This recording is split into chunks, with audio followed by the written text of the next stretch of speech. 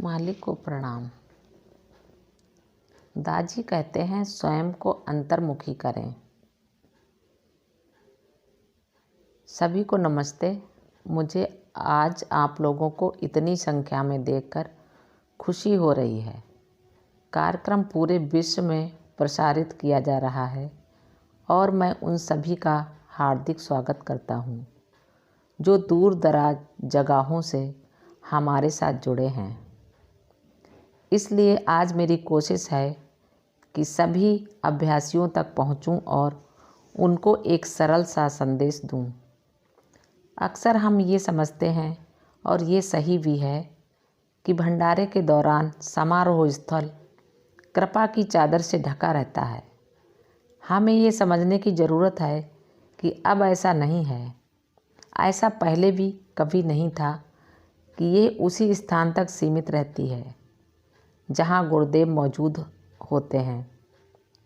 नहीं, यदि आप ठीक से गौर करें तो पूरी पृथ्वी पर प्राणहुति में गुरुदेव और उनके पदानुक्रम से आने वाली कृपा में सराबोर हो जाती है। इसीलिए आप कहीं पर भी हों, चाहे आप कान्हा जैसे केंद्रीय समारोह स्थल पर मौजूद हों या आप दूर अपने स्थानीय केंद्र से इसमें भाग ले रहे हों, इससे पूरी तरह लाभान्वित होना आप पर निर्भर करता है। भले ही आप इस गहन कृपा की चादर तले मौजूद हों,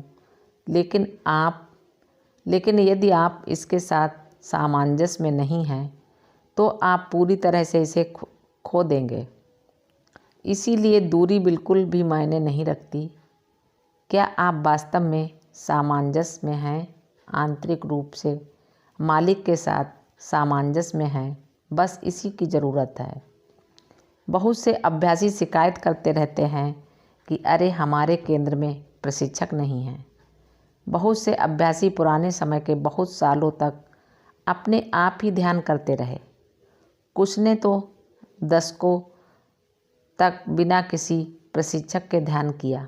बाबूजी के कथन पर विश्वास कीजिए, वे कहा करते थे, जहाँ प्रशिक्षक नहीं होता मैं सीधे तौर पर उनके साथ मौजूद होता हूँ। इस बात पर भरोसा रखिए। इसीलिए जब भी आप मालिक से सेटिंग चाहते हैं, अपने अंदर रिक्तता पैदा कीजिए, फिर दिल से उन्हें पुकारिए और देखिए आपकी आंतरिक दशा कैसे बदलती है। यही सिद्धांत उत्सवों पर भी लागू होता है। यही वह आंतरिक सामंजस्य है जिसकी ज़रूरत होती है। कई साल पहले सन 2008 में जब पहली बार मुझे बाबूजी महाराज का संदेश मिला, तब उसमें मिशन के उत्तराधिकारी का कोई जिक्र नहीं था। लेकिन सीधी सलाह जो उन्होंने मुझे दी, मेरे प्रिय बेटे, यदि तुम अपना विकास चाहते हो तो तुम्हें स्वयं को अंतर्मुखी करना होगा। बस यह अंतर्मुखता क्या है? एक दिन हम अंतर्मुखता के इस पहलू पर गहराई से सोचेंगे और ये भी जानेंगे कि यह किस तरह अंतरीकरण से भिन्न है, क्योंकि इसी वाक्य ने मुझे ये समझने के लिए अंदर से प्रेरित किया कि अंतरीकरण क्या है और यह अंतर्मुखता से कैसे भिन्न है। और आप में से भी कुछ लोग इस पर विचार कर सकते हैं, चिंतन कर सकते हैं, सीधे मार्गदर्शन प्राप्त कर सकते हैं और देखिए क्या होता है। भले ही हम अंतर्मुखता शब्द को जानते भी न हों, मगर प्रार्थना करने का एक आसान सा प्रयास हमारी आंतरिक अवस्था को बदल देगा और अंतर्मुखता की अवस्था उत्पन्न कर देगा। हमारे मिशन की 75वीं सालगिरह एक बड़ी उपलब्धि होगी और इसी का उत्सव हम पूज्य लाला जी महाराज के जन्म दिवस पर मनाएंगे। ये सर्वथा उचित अवसर है क्योंकि वे हमारी संस्था के आदि गुरु हैं। इसके साथ ही ध्यान कक्ष का भी जो हमारे महान गुरुओं को समर्पित है, उद्घाटन होगा। इस शुभ अवसर पर हम कई स्मारकों का भी विमोचन करेंगे। तो आइए हम अपनी तैयारी कम से कम सैद्धांतिक रूप से शुरू कर दें। हो सकता है यह हम में से बहुतों के लिए व्यवहारिक तौर पर संभव न हो, लेकिन आप हताश न हो, ये बहुत आसान है। हमारे गुरु हमेशा सतर्क रहते हैं और हमेशा सहायता देने के लिए तैयार रहते हैं। आप कोई भी आध्यात्मिक दशा मांगे और वह आपको दी जाएगी, इसकी गारंटी है। लेकिन पहले अपने आप को पूरी तरह से तैयार कीजिए, संपूर्ण रूप से और पूरी जागरूकता के साथ। आपको पता होना चाहिए कि आप क्या मांग रहे हैं। जब हम कहते हैं कि हम इच्छाओं के गुलाम हैं, हम एक व्यापक बयान दे देते हैं, बिना ये जाने कि हम कौन सी इच्छा छोड़ने का प्रयास कर रहे हैं। ये कैसे हो सकता है? आपको ये पता ही नहीं कि आपको क्या रोक रहा है। आपको इसकी जानकारी तक नहीं है कि मेरी ये इच्छा मेरी राह में बड़ी रुकावट है। कम से कम इसे पहचानिए तो ऐसे व्यापक बयान मत दीजिए। जब आप अपनी प्रार्थना करते हैं तो जानने की कोशिश कीजिए कि आपको क्या रोक रहा है। अपनी इच्छाओं की प्रकृति के बारे में जानिए, तभी कुछ जादुई होगा।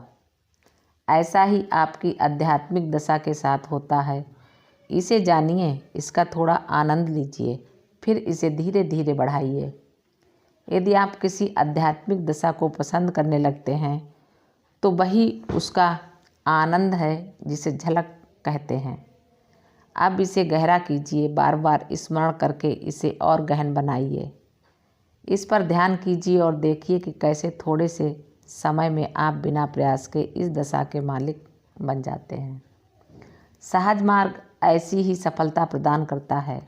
हमें बस अपने आप को पुनः याद कराने और अपनी पसंदीदा दशाओं को स्मरण करने का सरल सा प्रयास करना है। जो दशाएं हमें सबसे अधिक आनंद देती हैं, उन्हें याद कीजिए, गहन बनाइए, जिससे वे जीवंत हो उठें या हमारे अंदर ज़्यादा सजीव हो जाएं, और तब नई दशाएं आएंगी। हम इन नई अवस्थाओं के साथ भी ऐसा ही करेंगे। सभी प्रशिक्षक संचालन करते हैं। वे ये जोश और बेचैनी नए जिज्ञासुओं में पैदा कर सकते हैं, लेकिन यह बेचैनी उनमें तभी आ सकेगी जब ये हमारे अपने अंदर मौजूद होगी। उद्देश्य की शुद्धता और इरादों की शुद्धता हमें बहुत आगे तक ले जाएगी। आंतरिक खोज के लिए ऐसी शुद्धता और ईमानदारी दूसरों में पैदा करने से पहले मुझे अपनी खोज के प्रति ईमानदार होना होगा। वार्ता पर वार्ता देने का कोई फ़ायदा नहीं। हम अपने जीवन को जिस तरह संचालित करते हैं, वह हम जहाँ भी जाएं बहुत कुछ बता देगा। जब हम ध्यान के लिए बैठेंगे और सत्संग कराएंगे, हमारी दशा बाहर रिसने लगेगी। निसंदेह प्राणहुति तो होगी ही, मगर हमारी व्यक्तिगत दशा से भी बहुत बड़ा फर्क पड़ता है। इसीलिए घर से निकलने से पहले खुद को केंद्रित करने की सलाह दी जाती है। किसी कार्यक्रम को करवाने से पहले अच्छी तरह से अपनी सफाई कीजिए और जहाँ भी जाएं, मालिक की उपस्थिति का आह्वान कीजिए। मालिक, जिस जगह में कार्यक्रम करवाने जा रहा हूँ, वह आपकी कृपा के योग्य बन जाए। हमारे वहाँ पहुँचने से पहले ही कार्य पूरा हो जाएगा।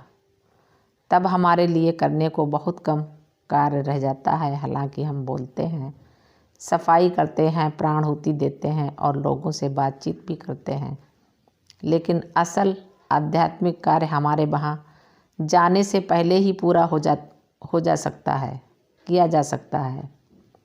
जब हम घर पर इस संकल्प के साथ बैठते हैं कि मेरे प्रियतम में जहाँ जा रहा हूँ, वह जगह मेरे वहाँ पहुँचने से पहले ही आपकी कृपा के योग्य हो गई है। मालिक को प्रणाम। सभी अभ्यासी भाई बहनों को नमस्कार। धन्यवाद।